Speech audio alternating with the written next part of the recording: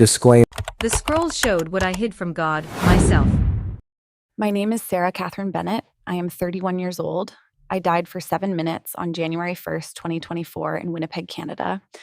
Before I begin, please subscribe so more people can hear testimonies like this. I did not know that New Year's morning would be my last.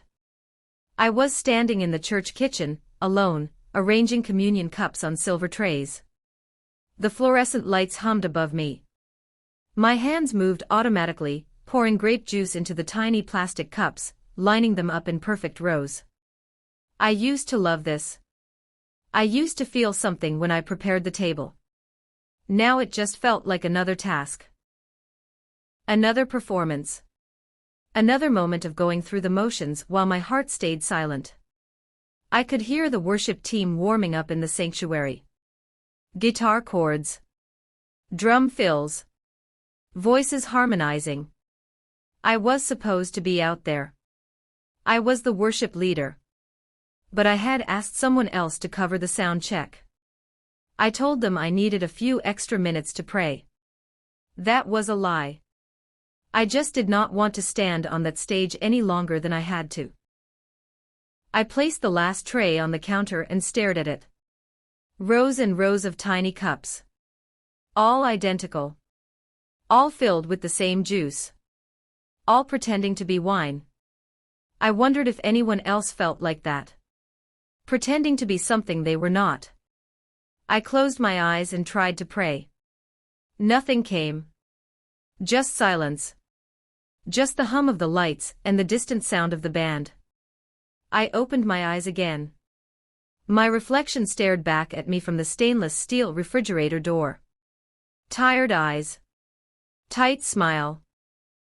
Hair pinned perfectly in place. I looked like a pastor's wife. I looked like a worship leader. I looked fine. I was not fine. That morning had started the way every Sunday morning started. I woke up at 5:30 in the guest room. Alone. I had been sleeping there for 8 months. We did not call it separation. We did not talk about it at all. He stayed in our bedroom. I stayed in the guest room. And we both pretended it was temporary. I showered, dried my hair, put on the dress I had laid out the night before. Navy blue. Modest. Appropriate. I stood in front of the bathroom mirror and practiced my smile. Not too wide. Not too tight. Just enough to look peaceful. Just enough to look blessed. I had become an expert at this. An expert at looking whole while breaking apart inside. I walked down the hallway and past his office. The door was cracked open. I could see him sitting at his desk, his Bible open, his head bowed. He was praying. Preparing. Doing what pastors do. I stood there for a moment, watching him. He looked so close to God in that moment. So sincere. So devoted. And I felt nothing. I used to feel pride when I saw him like that. I used to feel grateful that I married a man who loved Jesus. But now I just felt distant. Like I was watching a stranger. I did not knock. I did not say good morning. I just kept walking. We drove to church separately. He left early to set up. I left 20 minutes later. We used to ride together. We used to talk about the sermon on the way there. We used to hold hands in the parking lot and pray before we walked in. Not anymore. Now we arrived separately, smiled separately, and pretended we were together. I stood backstage, waiting for my cue. I could hear the announcements wrapping up. I could hear the congregation settling in. I could feel my heartbeat in my throat. I closed my eyes and took a deep breath. I could do this. I had done this 100 times. I just had to get through the next hour. Just smile. Just sing. Just lead. The band started playing. I walked onto the stage. The lights were bright. The room was full. Faces everywhere. Watching. Waiting. Expecting. I opened my mouth and sang. The words came easily. I had sung this song 1,000 times. My hands lifted. My voice carried. I felt the tears starting before I could stop them. They rolled down my cheeks, warm and slow. I did not wipe them away. I let them fall. The congregation would think it was the Holy Spirit. They would think I was encountering God. They would think I was anointed. They had no idea I was crying because I was lonely. I looked out into the crowd and saw him. Front row. Eyes closed. Hands raised. Worshipping. He looked so connected. So present. So alive in that moment. And I realized he could worship God with everything in him, but he could not look at me. He could preach about love, but he could not give it to me. He could lead a church, but he could not lead us back to each other. I finished the song. The room erupted in applause. People shouted amen. Someone said they felt the presence of God.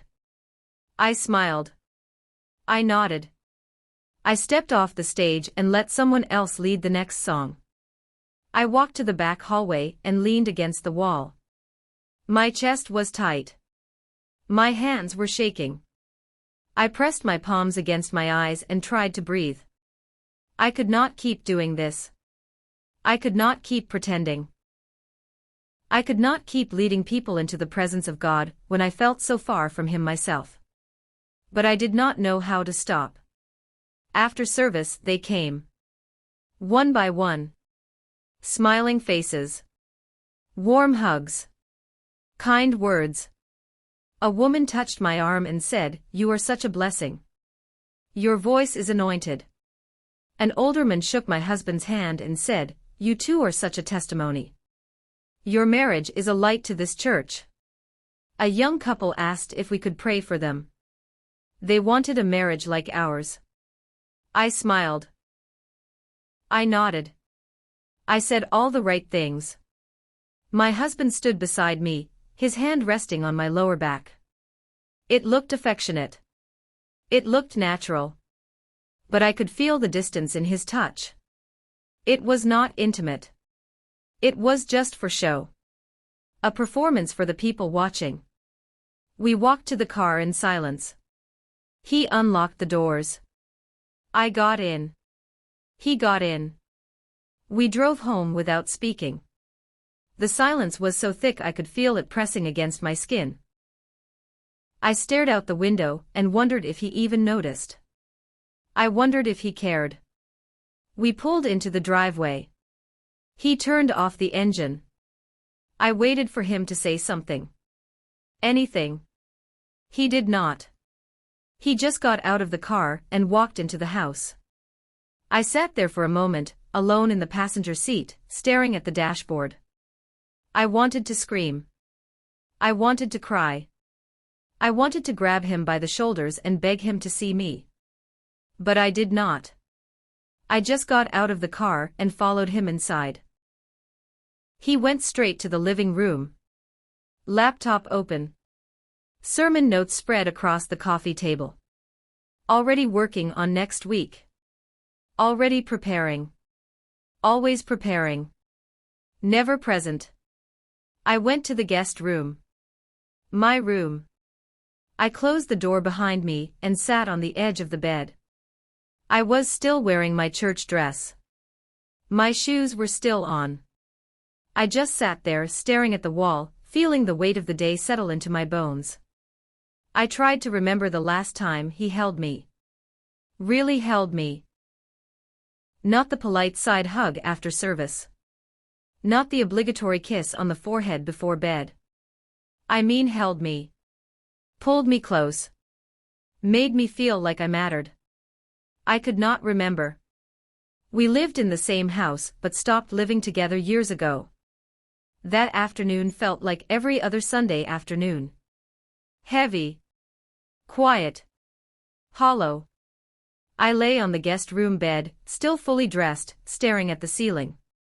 I could hear him moving around in the living room. The soft click of his keyboard. The occasional shuffle of papers. He was probably writing. Or researching. Or doing something important. Something more important than me. I used to go sit with him.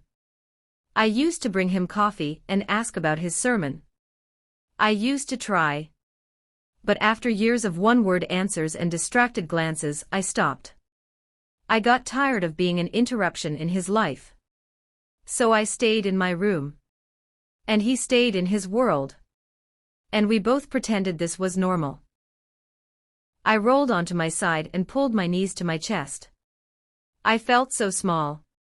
So invisible. I wondered if he even noticed I was not out there with him. I wondered if he cared that I had been sleeping in another room for 8 months. I wondered if he missed me at all. Probably not. Evening came slowly. I got up and went to the kitchen. I made dinner. Chicken. Rice. Vegetables. Nothing fancy. I set the table. 2 plates. 2 forks. 2 glasses of water. I called out to him that it was ready. He came in a few minutes later. Sat down. Thanked me quietly. We ate in silence. I watched him across the table. His head was down. His focus was on his plate. I wanted to say something. I wanted to tell him I was drowning. I wanted to ask him if he even saw me anymore. I opened my mouth, and then I closed it. What was the point? He would not hear me anyway. He finished eating first. He stood, carried his plate to the sink, rinsed it, and thanked me again. Then he went back to his office. The door clicked shut behind him.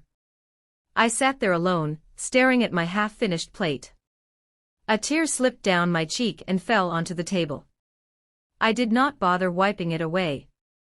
I just sat there crying silently, while my husband worked in the next room. I cleared the table. Washed the dishes. Put everything away. Then I went to the one place I thought I could still find peace. The prayer closet. It was not actually a closet. Just a small corner in the guest room where I kept my Bible, my journal, a candle. I knelt down on the floor, opened my Bible to a random page, and tried to pray. God, I need you. The words felt weak. Hollow. I tried again. God, please fix this. Please fix him. Please make him see me. I had prayed that prayer 1,000 times. For 3 years, I had knelt in this same spot and begged God to change my husband. To soften his heart. To make him love me the way I needed to be loved. But tonight, something broke. I stopped mid-prayer and stared down at my hands. I realized I had been praying the same thing over and over for years. Asking God to change him. Asking God to fix him. Asking God to make him notice me. But tonight, for the first time, a different thought came. I do not even know if I want this anymore. The thought hit me like a wave. My breath caught in my throat. Guilt crashed over me so hard I could barely breathe. I was a pastor's wife. I was a worship leader. I was supposed to fight for my marriage. I was supposed to believe in covenant. I was supposed to trust God. But I was so tired. I was so tired of being invisible. I was so tired of being strong. I was so tired of praying for a man who would not even look at me. I closed my Bible. Blew out the candle. And lay down on the floor, curling into myself. I cried until I had nothing left. And then I just lay there staring at the wall, feeling empty. I was falling away, and no one could see it. Not even me. I stayed on the floor for a long time. Eventually, I heard him walk past the guest room door. Heard him go into our bedroom. Heard the door close. He did not stop. He did not knock. He did not check on me. He never did. I pulled myself up off the floor and crawled into the guest room bed. I lay there in the dark, staring at the door, wondering if he would come. Wondering if tonight would be the night he finally noticed I was not okay. He did not come. I pulled the blanket over my head and cried into the pillow. Silent sobs. The kind that shake your whole body but make no sound. I pressed my face into the fabric and let it all out. Every bit of loneliness. Every bit of rejection. Every bit of pain I had been carrying for years. I was so tired of being married and alone. I must have fallen asleep eventually, because the next thing I knew, my alarm was going off. 6 in the morning. January 1st. New Year's Day. I sat up slowly. My head was pounding. My eyes were swollen. My chest felt heavy. I dragged myself out of bed and got dressed. We had a morning service. Of course we did. We always had service on New Year's Day. I walked to the kitchen. He was already gone. Probably at the church already, setting up. I stood at the counter and stared at the coffee maker. I felt dizzy. Off balance. I dismissed it. I was always tired. I was always stressed. This was normal. I made coffee. Poured a cup. Took a sip. My chest felt tight. I rubbed it absently and kept drinking. I walked to the window and looked out at the sunrise. The sky was pink and gold. Beautiful. Peaceful. I stood there, holding my coffee, watching the light spread across the horizon. And for a moment, I felt something strange. Not peace exactly. Not hope. Something quieter. Something softer. Maybe this is what giving up feels like. The thought did not scare me. It should have. But it did not. It just settled into me. Like a truth I had been avoiding for too long. I set my coffee cup down on the counter. My chest tightened again. Sharper this time. I pressed my hand against my sternum and took a slow breath. It did not help. The tightness spread. My heart started pounding. My vision blurred at the edges. I reached for the counter to steady myself. My hand went through it. I blinked. Confused. I tried again. My fingers passed through the solid surface like it was not even there. My knees buckled. The room tilted. I felt myself falling, but I could not feel the floor. Everything slowed down. My heartbeat echoed in my ears. Slow. Heavy. Distant. 1 beat. 2 beats. Silence. I was not in my body anymore. I was above it. Floating. Weightless. I looked down and saw myself crumpled on the kitchen floor. My hand outstretched. My eyes half open. My chest still. I did not feel afraid. I felt released. I did not fight it. I was so tired. And for the first time in years, I let go. I was not in my body anymore. I was floating above it, weightless, watching myself lying on the kitchen floor. My hand was outstretched. My eyes were half open. My chest was still. I did not feel panic. I did not feel fear. I just felt released. And then I felt the pull. It was gentle at first. Like a tide pulling me backward. Away from my body. Away from the kitchen. Away from everything I knew. I did not resist. I let it take me. The room faded. The walls dissolved into light. Warm, heavy light that pressed against my skin like a blanket. I closed my eyes and let myself drift. I do not know how long I floated. Time did not exist there. There was only movement. Only silence. Only the pull. And then I stopped. I opened my eyes. I was standing. The light was gone. Or maybe it was everywhere. I could not tell. I was in a room. No, not a room. A space. Vast. Endless. The walls were white stone, but they seemed to stretch upward forever, disappearing into a brightness I could not look at directly. The air was thick. Heavy. It pressed down on me, not with weight but with presence. I looked down. The floor beneath my feet was glass. Smooth. Clear. And beneath it, fire. Not close. Not touching me. But real. Flickering. Moving. I could see it through the glass, distant but undeniable. My breath caught in my throat. I tried to take a step. My legs trembled. My knees buckled. I fell forward, catching myself with my hands. The glass was cold against my palms. I knelt there, gasping, trying to understand where I was. And then I felt it. The presence. I was not alone. I could not see anyone. But I could feel him. The weight of it. The holiness of it. It filled the entire space. It pressed into my chest, into my lungs, into my bones. I wanted to stand. I wanted to run. But I could not move. My body would not obey me. I stayed on my knees, trembling, barely able to breathe. And then, the book appeared. It materialized in the center of the room. Massive. Ancient. Glowing. The pages were open, covered in golden script that shimmered in the light.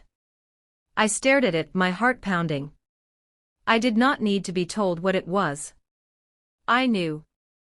The covenant book. My wedding vows. I wanted to look away. I tried to turn my head. But I could not. My eyes were locked on the book. The words seemed to pulse. To breathe. To wait. I felt my chest tighten. My throat closed. I knew what was coming. I knew what I was about to see. And I was terrified. Then the scrolls appeared. One by one. Floating in the air around me. Hovering. Unrolling slowly. Each one was marked with a date. A time. A moment from my life. I recognized them immediately. My marriage. My choices. My secrets. The first scroll opened. I saw myself on my wedding day. I was young. Radiant. My dress was white. My smile was wide. I was standing at the altar, holding my husband's hands, looking into his eyes. I heard my own voice, clear and strong, speaking the words I had memorized. For better or worse. In sickness and in health. To love and to cherish. Till death do us part. The image froze. My younger self stood there, smiling, full of hope. And then it faded. Another scroll unrolled. This one was different. I saw myself 3 years into our marriage. I was lying in bed, eyes closed, pretending to be asleep. My husband was beside me. I could feel him watching me. I could feel him reaching for me. His hand moved toward my shoulder. I pulled away. Cold. Silent. Deliberate. The scroll zoomed in on my face. My eyes were still closed, but I could see what I was thinking. The words appeared beside the image, written in light. He does not deserve me right now. Let him feel what it is like to be ignored. I watched myself turn over, facing the wall, leaving him alone in the dark. I watched him lie there for a moment, his hand still outstretched, before he finally pulled it back and turned away. I felt sick. I wanted to scream. I wanted to explain. I wanted to tell him that my husband had hurt me first. That I was protecting myself. That I had a right to create distance. But the scroll did not stop. Another moment appeared. A Sunday morning. I was in the kitchen, making breakfast. My husband came in, smiling, asking if I slept well. I did not look at him. I gave a one-word answer. Fine. He asked if I wanted to pray together before church. I said I already prayed. He stood there for a moment, awkward, unsure. Then he left. The scroll showed my heart. It was cold. Hard. Closed. Another moment. A Tuesday night. We were sitting on the couch. He was reading. I was on my phone. He reached over and touched my knee. A small gesture. Gentle. I moved my leg away. Not dramatically. Just enough. Just enough to make it clear I did not want to be touched. The scroll showed his face. The hurt in his eyes. The confusion. The resignation. And it showed mine. Blank. Unbothered. Satisfied. Another moment. Another. And another. Small moments. Tiny cuts. Silent punishments. I saw myself withhold affection. Withhold conversation. Withhold grace. Over and over and over again. Each time, I had a reason. Each time, I felt justified. Each time, I convinced myself I was protecting my heart. But I'm watching it now. I saw the truth. I was not protecting myself. I was punishing him. The scrolls kept unrolling. Faster now. Scene after scene. Year after year. I saw the slow death of our intimacy. I saw the way I built walls. I saw the way I turned our marriage into a battlefield where silence was my weapon and distance was my strategy. I saw myself praying for him. Kneeling in the guest room, asking God to change him. To soften him. To make him the husband I needed. But the scroll showed my heart while I prayed. It was not intercession. It was accusation. I was not praying for him. I was praying against him. I had made him the villain in my story. And I had made myself the victim. The scrolls circled around me now, all of them open, all of them showing different moments. I could not look away. I could not close my eyes. I was surrounded by the truth of what I had done. What I had become. I had abandoned my covenant. Not with divorce papers. Not with an affair. But with 1,000 tiny choices. 1,000 moments of coldness. 1,000 silent decisions to stop fighting for us. I looked down at my hands. They were shaking. My chest was heaving. Tears streamed down my face. I wanted to speak. I wanted to defend myself. But I had no words. No excuse. No argument. Because he was right. And then I heard footsteps. Slow. Deliberate. Coming closer. The sound echoed through the vast space. Each step sent a tremor through my chest. I could not see anyone. But I knew. I knew someone was walking toward me.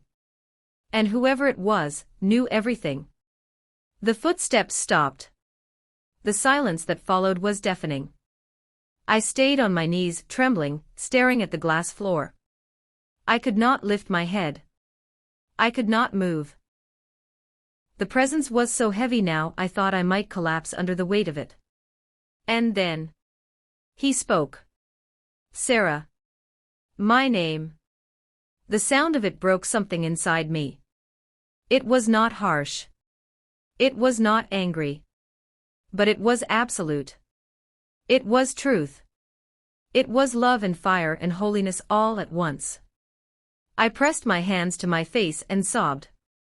I wanted to explain. I wanted to tell him everything. I wanted to make him understand. But in his presence, I had no words. He spoke again. You sang my praise while refusing to give your husband grace. The words hit me like a blow to the chest. I gasped. My whole body shook. I looked up at the scrolls still floating around me, and one of them glowed brighter. It unrolled slowly, and I saw myself. I was on stage, leading worship. Hands raised. Tears streaming down my face. The congregation was watching. Some had their hands raised too. Some were crying with me. They thought it was the Holy Spirit. They thought I was encountering God. They thought I was anointed.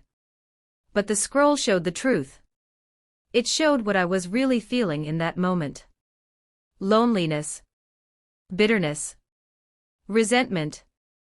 I was not crying because I felt God. I was crying because I felt abandoned. I was crying because I was standing in front of hundreds of people, and I had never felt more alone. I was using worship as an escape, not as an offering. I was singing about love I was not giving. I was leading people into the presence of God while I was running away from the covenant I made before Him. The scroll faded. Another one took its place. This one showed a moment I had forgotten. A Thursday evening. My husband came home late from a meeting. He was tired. He walked into the kitchen where I was washing dishes. He said he was sorry for being late. He asked if I wanted to sit with him for a few minutes. Just talk.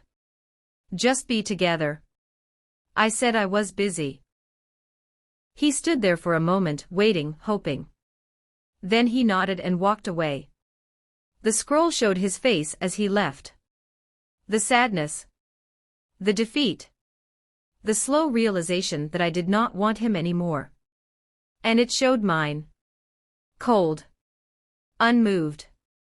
Justified. I watched that moment replay and realized something I had never seen before. He was trying. He was reaching out. And I shut him down. Not because I was too busy. But because I wanted him to feel what I felt. I wanted him to know what it was like to be rejected. More scrolls appeared. Faster now. One after another. I saw the times I refused to pray with him. The times I rolled my eyes when he tried to talk about his day. The times I gave him the silent treatment for days and made him guess what he did wrong. The times I withheld affection and told myself it was boundaries. The times I made him beg for intimacy and then rejected him anyway. I saw how my silence became a weapon. How my distance became cruelty. How my pain became an excuse to stop trying. The voice spoke again. You felt unloved, but you stopped being love. I crumbled. I fell forward onto my hands, sobbing so hard I could barely breathe. The truth of it crushed me. It was not just my husband. It was me. I had become just as cold. Just as distant. Just as lost. I had spent years blaming him for the death of our marriage. I had convinced myself that if he just changed, if he just loved me better, if he just paid attention, then everything would be okay. But I had stopped being love. I had stopped fighting. I had stopped forgiving. I had stopped trying. I had made him responsible for my happiness. I had made him responsible for my spiritual health. And when he failed to meet my expectations, I punished him for it. The covenant book in the center of the room began to glow brighter. The pages turned on their own. I watched through my tears as my wedding vows appeared in shimmering gold letters. For better or worse. In sickness and in health. To love and to cherish. Till death do us part. And beside those vows, another list appeared. A list of every moment I honored them in public and violated them in private. I saw myself smiling at church while my heart was full of resentment. I saw myself praying in the prayer closet while refusing to forgive.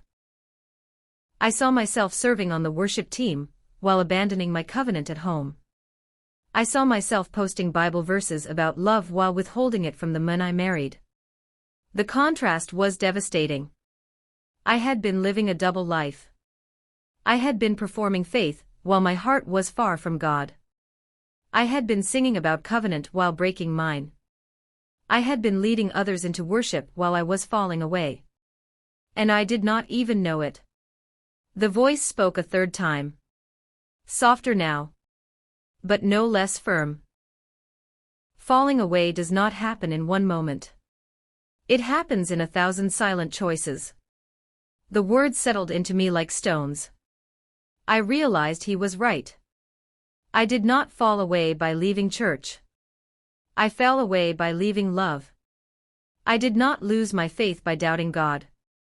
I lost it by refusing to honor the covenant I made before Him. I did not walk away from worship. I walked away from the men I vowed to cherish. And I called it survival. I called it boundaries. I called it self-respect. But God called it what it was. Abandonment. I looked around at the scrolls still floating in the air. My entire marriage laid bare. Every moment of coldness. Every act of silent cruelty. Every choice to withhold grace. I saw the woman I had become. Hard. Bitter. Resentful. Self-righteous. I saw how my faith had turned into pride. How my prayers had turned into accusations. How my worship had turned into performance. I had been spiritually dead for years. I just did not know it. The covenant book began to close. Slowly. The scrolls began to roll back up. One by one. The light in the room dimmed slightly. The weight of the presence remained. I looked up. I still could not see him. But I could feel him. Watching. Waiting. I opened my mouth. My voice was broken. Barely a whisper. I am sorry. The words came out raw. Trembling. I am so sorry. I did not know what else to say. I had no defense. No excuse. No justification. I was wrong. I had broken my covenant. I had abandoned love. I had fallen away while still calling myself faithful. And now. I did not know if it was too late. The light around me began to fade. The glass floor beneath me grew cold. The fire beneath it flickered brighter. I felt myself sinking. Not physically. But spiritually. Like the ground was opening beneath me. I whispered again, desperate now. Please. I am sorry. Please. And then, everything went black. A sharp, violent pain exploded through my chest. I gasped so hard I thought my ribs would crack. My lungs burned. My body convulsed. I could not control it. I was being pulled back. Ripped back. Forced back into my body with such force it felt like I was being torn apart. Sounds rushed in. Voices. Shouting. Beeping. Sirens. I tried to open my eyes. The light was too bright. Blinding. I squeezed them shut again. Someone was pressing on my chest. Hard. Rhythmic. It hurt. Everything hurt. Stay with me. Sarah, stay with me. His voice. My husband. I forced my eyes open. Blurry shapes. Moving figures. Bright lights above me. Paramedics in dark uniforms. And then, his face. Hovering above mine. Pale. Terrified.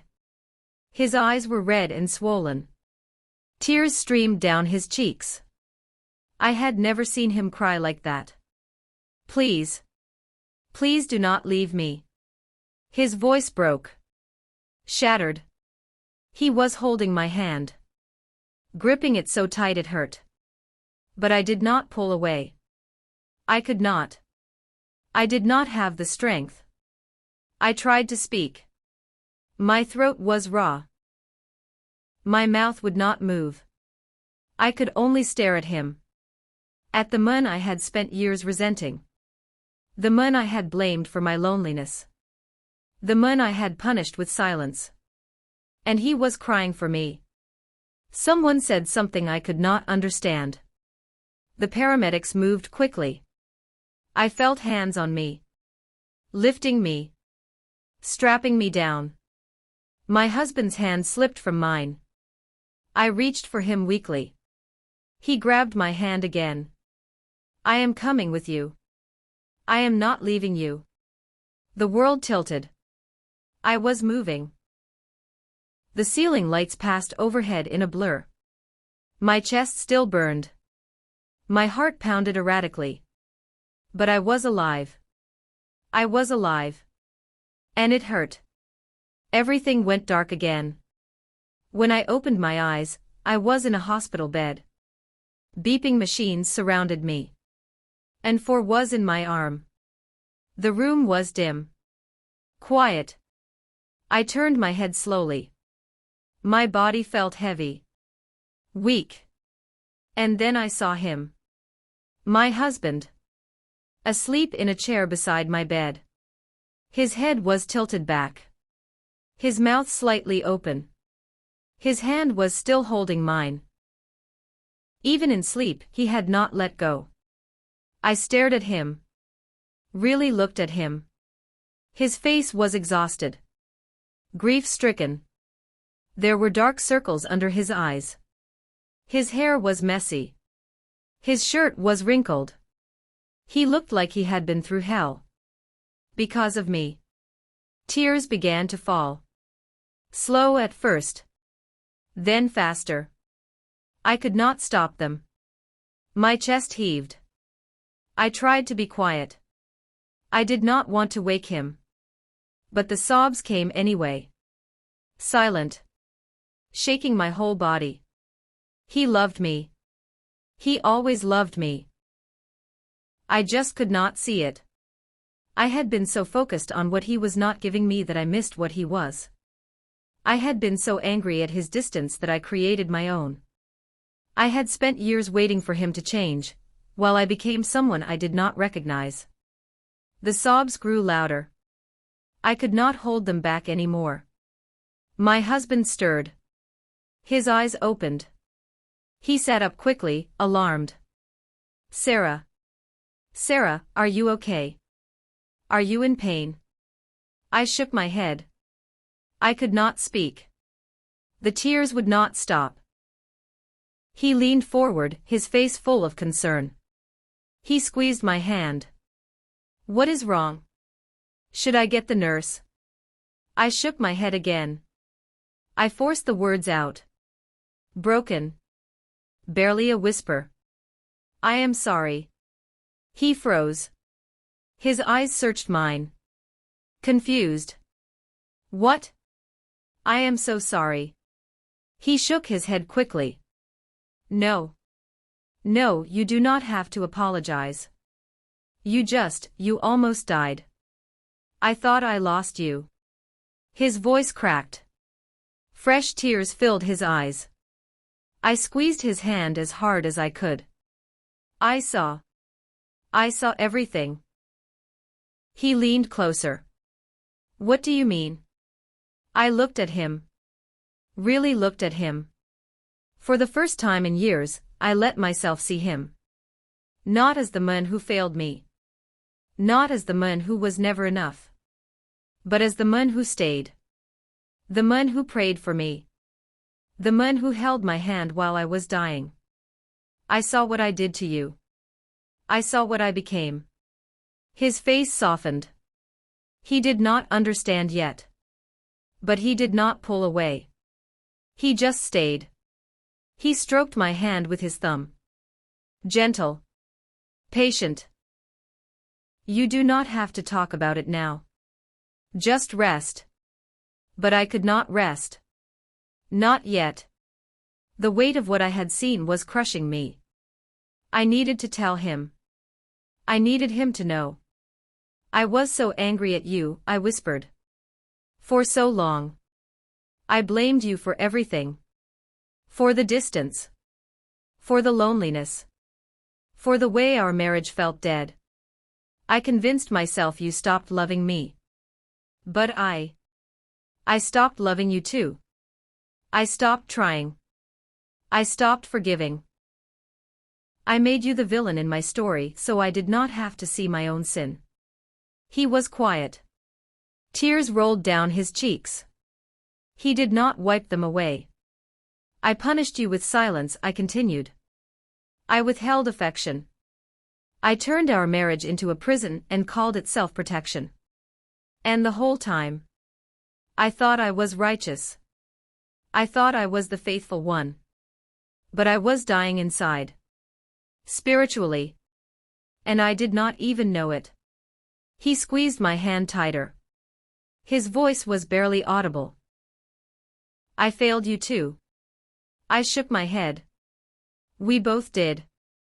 But I need you to know. I saw it. All of it. God showed me. And I cannot go back to the way things were. I cannot keep pretending. I cannot keep performing faith while my heart is far from Him. I cannot keep honoring our covenant in public while violating it at home.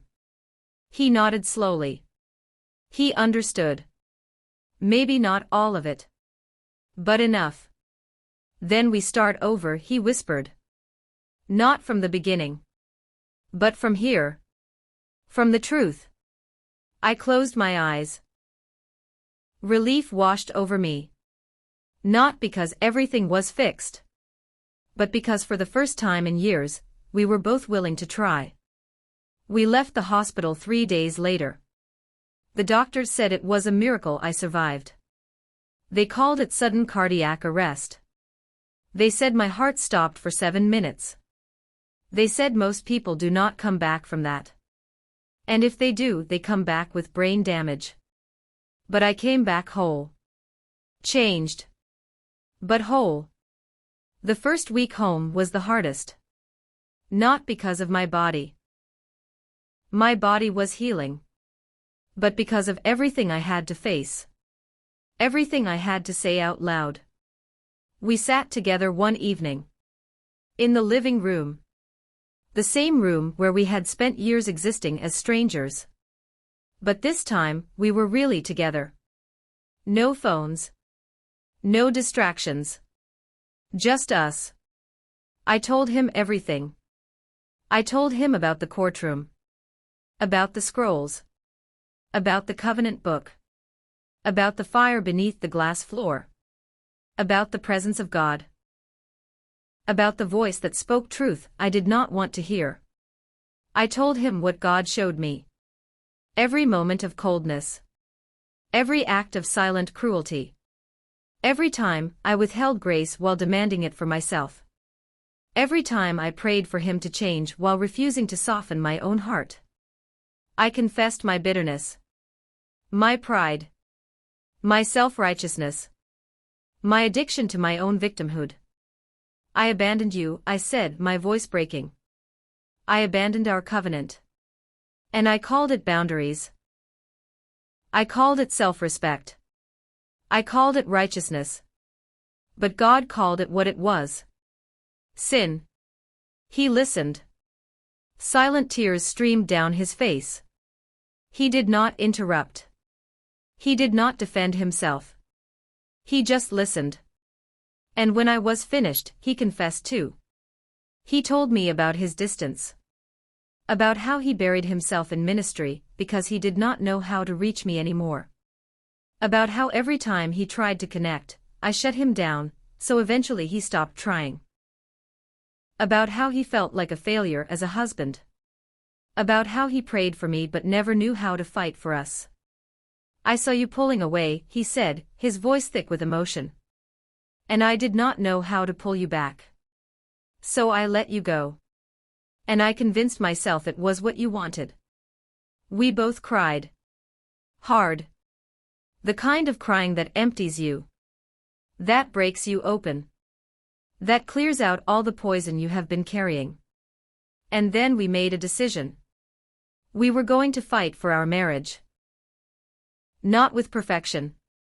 Not with grand gestures. But with honesty. With humility.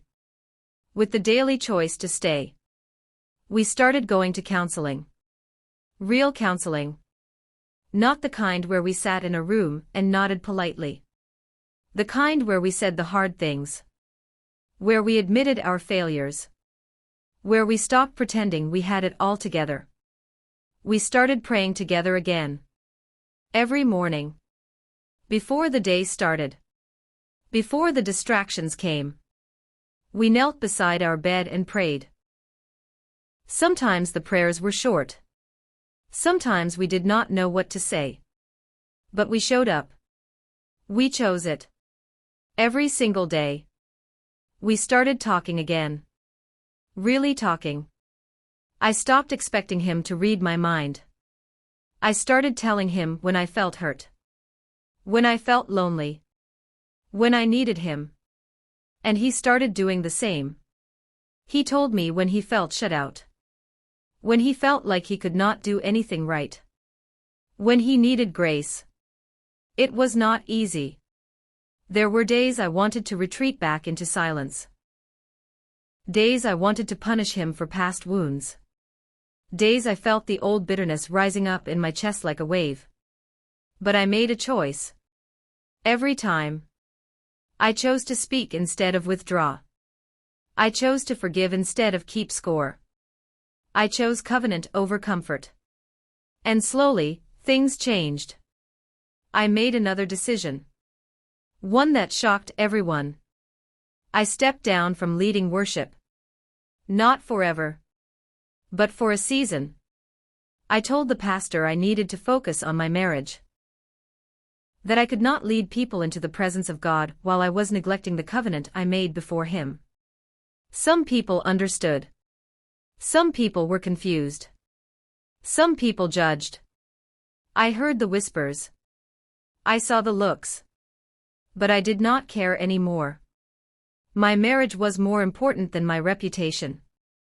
My covenant was more important than my position.